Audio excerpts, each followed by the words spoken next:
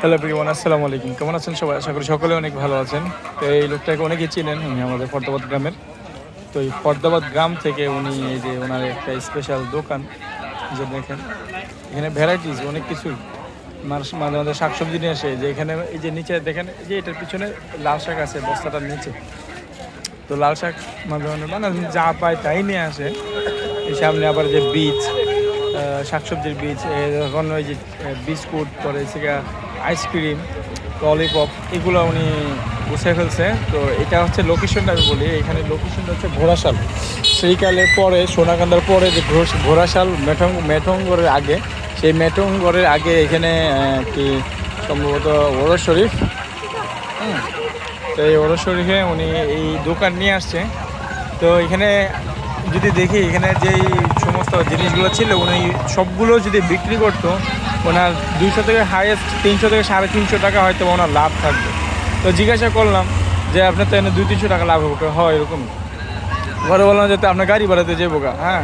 ঘরে বললো যে 60 টাকা করছি। তো চিন্তা করেন, ফরদাবাদ গ্রাম থেকে সেই শ্রীকাল পার হয়ে, সোনাকান্দা পার হয়ে এই ঘোড়াশাল গ্রামে চলে আসছে হেঁটে হেঁটে এই জিনিসগুলো নিয়ে। আমি এই মোটর সাইকেলে করে আসছি, আমার মোটর সাইকেলে আসতে সময় লেগেছে 30 থেকে 35 স্পিডে আসছি। তো এই সময়ের মধ্যে আমার 45 মিনিট সময় লাগছে আমার আসতে। তাহলে উনি হাইটে হাইটে আসতে কতক্ষণ সময় লাগছে বুঝতে পারেন। আর আমি আসার পরে ওনাকে একটা প্রোডাক্টও সেল করতে দেখি নাই। তো এই অবস্থা। তো ওনার আসলে এরকম মানুষদের দেখলে খুবই খারাপ লাগে, কিছু করতে ইচ্ছা হয়, কিন্তু আমার সমর্থ নাই ভাই। যদি আমি মনে করি কারো যদি সমর্থ এরকম বান থাকেন, ওনার ব্যাপারে একটু যাচাই বাছাই করে যদি ওনাকে কোনো একটা ভালো ব্যবস্থা করে দেওয়া যায়, বা ওনার যদি কোনো চিকিৎসা যদি করা যায়, আমি মনে করি আমাদের ফরদাবাদ গ্রামে যদি বলি, আলহামদুলিল্লাহ অনেক বিত্তবান ব্যক্তি আছে। তো আশা করছি ওনারা একটু ওনার প্রতি একটু দৃষ্টি রাখবেন। এই যে দেখেন এই যে শাকগুলো বের করছে, যে দেখছেন। তো ওনাকে বললাম যে এখন যাবেন কি করে, গাড়ি করে?